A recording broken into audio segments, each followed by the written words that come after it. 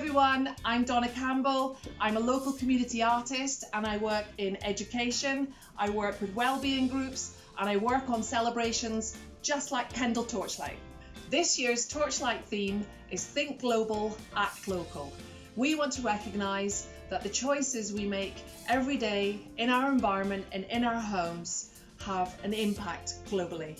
We're going to make a light up Kendal installation called Lal Yam, which means small house in Cumbrian dialect. We've all spent a lot of time in our homes recently, and this Light Up Kendal lantern installation is a celebration of our resilience during this time. We'd love for you to be part of this installation. To do that, you need to make your own lantern, and I'm going to show you how. Okay, I'm going to show you how to make a small lantern home, and to do that you will need your lantern making kit, which you can pick up from the Torchlight information stall next to the birdcage on any Saturdays, or from Ragtag Community Scrap Store during the week. In your lantern kit you'll find willow, white, wet strength, really strong tissue paper specially designed for lantern making purposes, and you'll find narrow masking tape. Okay, so you'll find in your withy pack, your withies are long. I need to cut them into sections. I need 8 shorter sections, which I double up, so that's 16 shorter pieces, which are about 20 centimetres, and I'm going to need 10 longer sections, which are doubled up again, so that's 20 pieces, which are about 30 centimetres. So I'm just going to demonstrate one.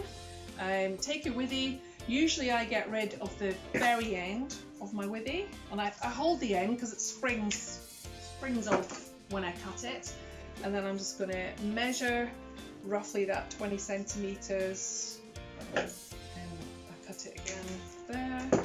So if I'm doing a few, I just work my way up the stick, and then to make my one piece, it's much stronger if the two are together, and what I'm doing is I'm taping them in 3 places: top, middle, and on the bottom. All the pieces are cut. Now we're going to start building our lantern shape. I'm going to start with an oblong for the bottom and an oblong for the top.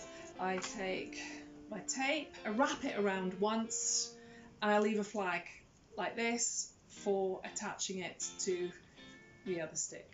There we are, and then I repeat this.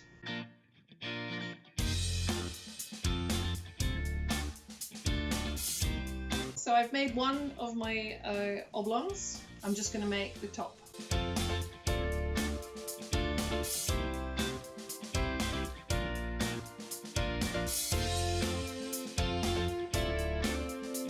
So we have our bottom and our top oblong. The bottom one, we're going to strengthen it. So I'm going to take another stick. Again, I'm going to chop off the bottom, and then I measure it from corner to corner and cut.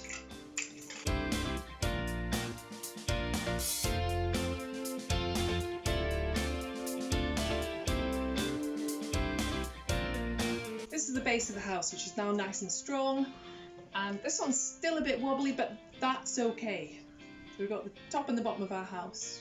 Next I'm going to take 4 of the longer ones, and they're going to be the uprights, and I'm going to place one using the same method with the tape in each corner.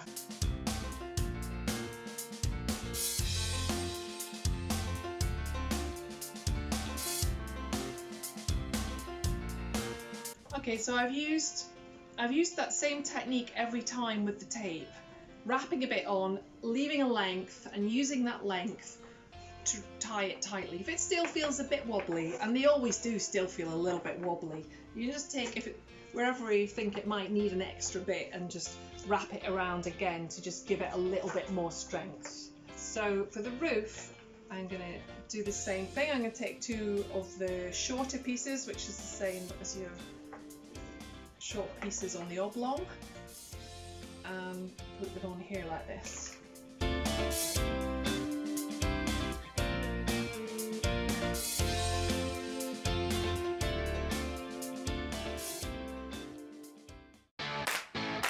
Now that I've got my house shape, which is quite strong, I can fill in with straight sticks or more curved pattern. If you want to fill in this with something more curved, and I've soaked some overnight in this basin.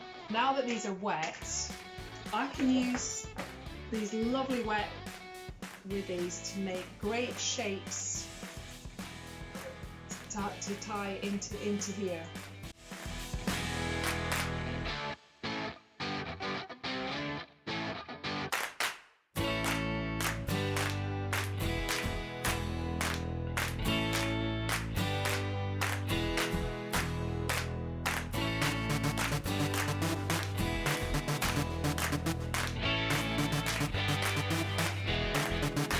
So there we are, we have our house.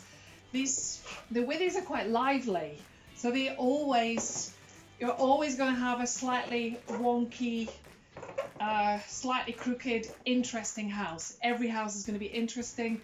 Please don't try to make it perfect. Let it slightly, it's more interesting being not perfect. So we're nearly ready to cover it. One last thing to do, which is to snip off the pieces that are sticking out that are going to tear the paper. So I just go round my house, trimming these off.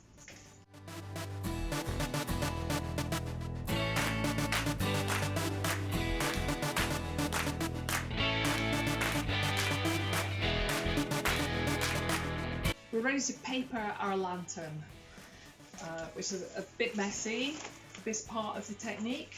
So we're going to use plastic, and we're using PVA. Our PVA is mixed with water, 50-50, and it is I don't know if you can see that, but it's a runny custard consistency, 50-50 water and PVA. This is our wet strength paper. In your kit, it's quite big.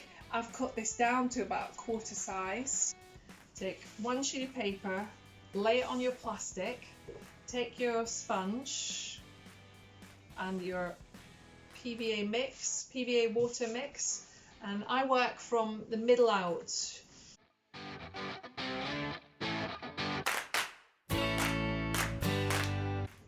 This piece of lantern paper is ready to go on there. So how I pick it up to get it over there is I take the two corners closest to me, which means that the wet side, which is this side, goes from here straight onto the lantern, like this.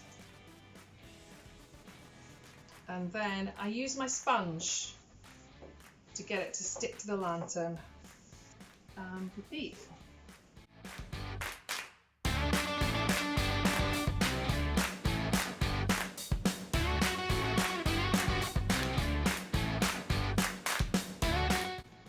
That's our lantern house home papered, and I've left the bottom open. This is to be able to put our lights in to light up our lantern.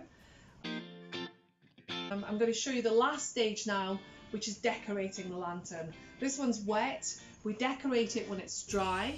So I'm going to put this one aside, and I'm going to show you how to decorate on this one, which is dry. So for decorating, I just have white paper. This can just be photocopy paper or scrap paper that you've got at home. This one I've decorated quite traditionally with your door, windows, roof tiles. This one I'm going to do it a little bit more funky.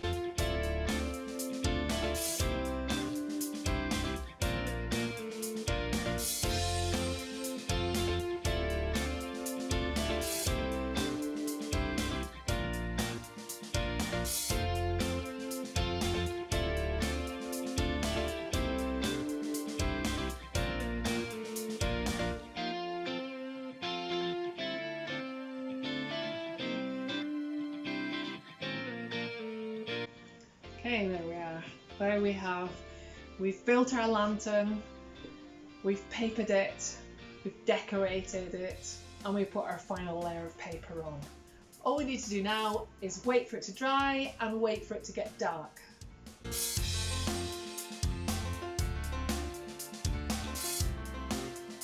Now the lanterns are dry, I've added them to my collection of lanterns, which are making up the beginning of the Lal Yam installation. The more lanterns we can create, the bigger and better the installation will be. So please get making, and you can drop off your finished lanterns at the Torchlight information stand outside the birdcage on Saturdays, or at Ragtag Community Scrap Store during the week. Thanks for watching, and I'm really looking forward to seeing all your amazing creations.